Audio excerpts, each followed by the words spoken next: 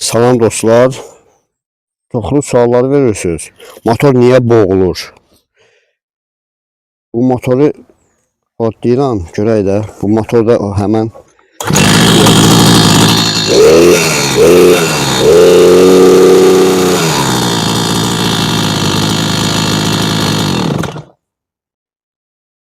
bunu boğulmağın tapıb inşallah size göstereceğim.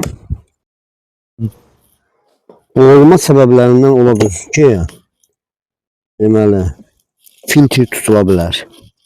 İndi filtrdə yoxlayacağıq. Bəlkə də filtrdə tutulub benzini çatdırmır.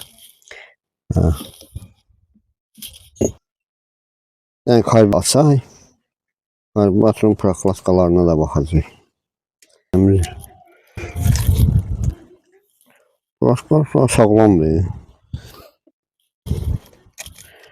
Yəni karbüratöre baxacağıq.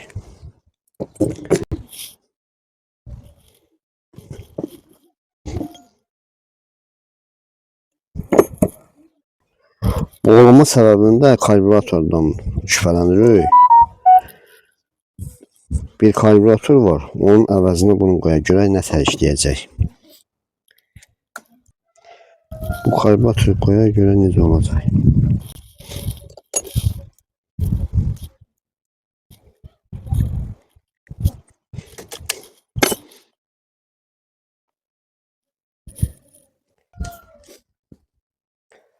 Bunu da bağlayaq.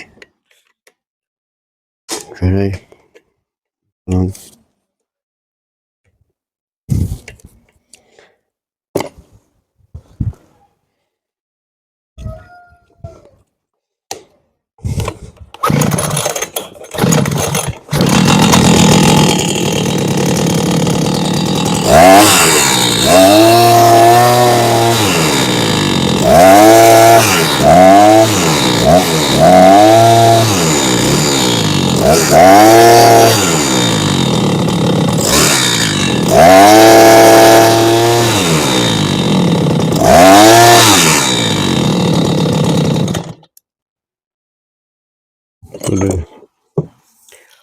Bu döyür. Səbəbi bu da döyür. Başqa yerdən axtaracaq bunu. Karbüratördən döyürmüş. Şimdi bunu açaq. Görək portion silindirdə nə problem var. Ola bilsin portion silindirdə ya kolçalar portiona yapışıb. Bu avarot götürmür. Buna baxacaq.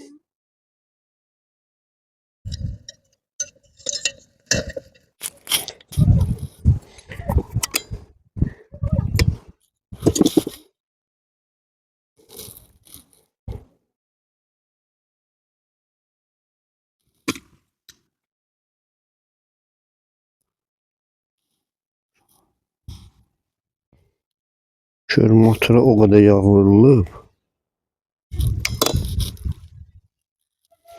Motorun içi pis gündədir. Bunu yuyub təmizləyib təzədən bağlayacaq. Dostlar baxırıq, silindirdə baxıram. Yəni bilmirəm, fikir verirsiniz. Görürsünüz Kurşitel o kadar yağ veriblər, Kurşitel görsənmir.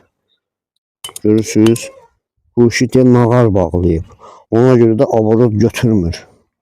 Görürsünüz, bir damcı burada eşiği var. Onun səbəbindən bu işləmir. Avarot götürmür. Şimdi onu təmizləyib qoyacaq yerini inşallah yoxlayıb sizə göstərəcəyim. Görürsünüz, təmizlədim. Görürsünüz nə qədər fərqi var. Şimdi bunu yerine oturtturacaq.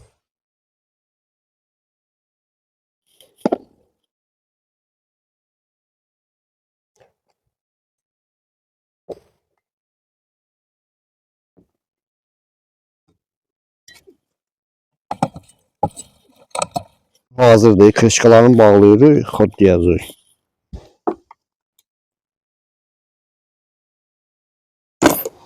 Hazır.